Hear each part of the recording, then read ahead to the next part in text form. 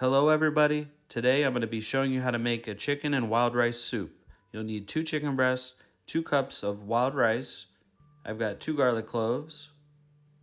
I have a yellow onion, 2 carrots, 2 celery. And then you'll need some bay leaves, a little bit of white wine, and some fresh tarragon. 2 cups of heavy cream, and 2 quarts of chicken stock. And that's everything. We're going to start by getting all our mise en place for the soup. I diced up 2 celery. I'm going to dice up 2 carrots.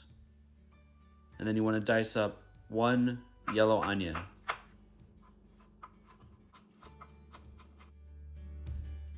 Mince up 2 garlic cloves.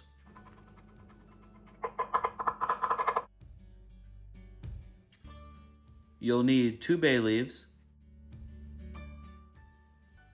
For me, I'm going to use 2 cups of uncooked wild rice. You could use cooked rice if you'd like. Just add it at the end of the soup. I had a little bit of white wine there, and now I'm just picking some fresh tarragon and just pulling it off the leaves and giving it a chop. If you're not a fan of tarragon, then you could just substitute it for parsley.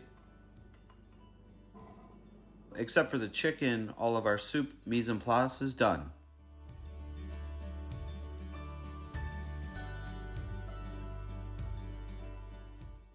For the 2 large chicken breasts, I'm just going to trim off any of the fat that I can, and I'm just going to do a bit of a butterfly and flatten the pieces out and then cut them in half.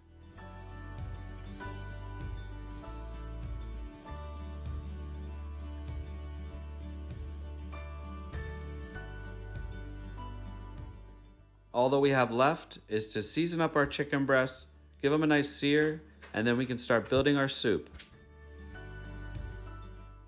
And don't forget to get the other side of the chicken with some salt and pepper. In a medium-sized soup pot on medium heat, add a little bit of oil. That's just some grapeseed oil. Right here, this is some of that chicken fat that I skimmed off of my chicken stock that I made in the last video. I'm gonna add about a tablespoon of that. It's gonna help the chicken breast fry up real nice and add a little bit of extra flavor for the base of this soup.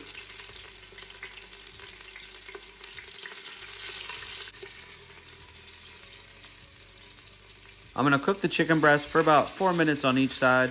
I just did batches of 2 because I didn't wanna crowd the chicken and have them steam. I wanted them to get a nice color like that. I'll do the same thing with the other 2 chicken breasts and cook them 4 minutes per side. Remove them onto a cutting board, and then I'll put a lid on top of them just to keep the chicken nice and moist while we start to build our soup. See that beautiful fond on the bottom of the pot? All those little stuck pieces from all the flavors. We want to add the onions, carrots, and celery right into all those stuck pieces that you can see. See it's how it's all stuck on the bottom? To help the veggies sweat, I'll add a couple pinches of kosher salt. And now as the veggies sweat, you can see all that fond starts to get released off the bottom of the pan. Now it's all clear, nothing's stuck anymore. While we let the veggies continue to soften for about 4 or 5 minutes, we'll dice up all of our chicken. Now that's ready to go. After the veggies get soft, I can add a couple ounces of white wine just to deglaze all those flavors. You don't have to use the wine if you don't want. I'm gonna add 2 bay leaves, and then I'm going to add my rice. This was 2 cups of uncooked wild rice.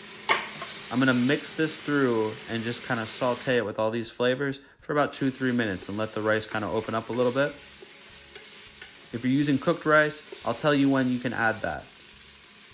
So now after toasting the rice for 2 or 3 minutes, I'm gonna add 2 quarts of chicken stock. This is the homemade one that I made in the last video. You can absolutely use just 2 quarts of store-bought chicken stock if you'd like.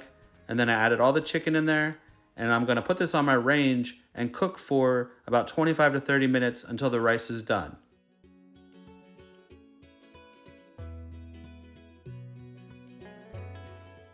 Once I checked that my rice was tender, I added 2 cups of heavy cream and stirred and reduced for about 3 or 4 minutes. Fish out the bay leaves if you can. So if you're planning on using the cooked rice, this is when you would add it.